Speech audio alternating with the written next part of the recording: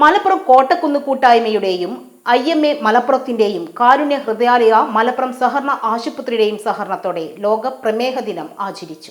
IMA Malappuram president doctor Ismail ഉദ്ഘാടനം ചെയ്തു. കോട്ടക്കുന്ന് കൂട്ടായ്മ പ്രസിഡന്റ് അബ്ദുറഹൂഫ് വരിക്കോടൻ അധ്യക്ഷനായിരുന്നു. പ്രശസ്ത കാർഡിയാക് ഡോക്ടർ ഗഗൻ വേലായുധൻ ബോധവൽക്കരണ ക്ലാസ് നയിച്ചു.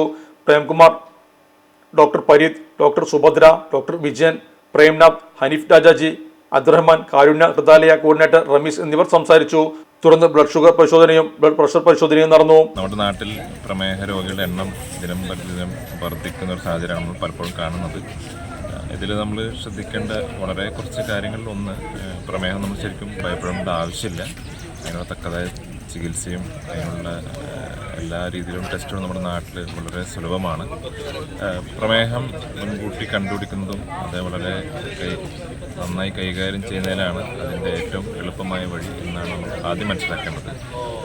അതായത് പ്രമേഹം നമ്മൾ ടെസ്റ്റ് ചെയ്ത് കഴിഞ്ഞാൽ അത് ഉണ്ടെന്ന് സ്ഥിരീകരിച്ചു കഴിഞ്ഞാൽ അതിന് തീർച്ചയായും ഭയപ്പെടേണ്ട. അതിൻ്റെ ആയിട്ടുള്ള കറക്റ്റായിട്ടുള്ള ഭക്ഷണ രീതികൾ, വ്യായാമം, പിന്നെ കൂട്ടത്തിലുള്ള മരുന്നുകൾ നമ്മൾ ചിന്തിച്ചു കഴിഞ്ഞാൽ.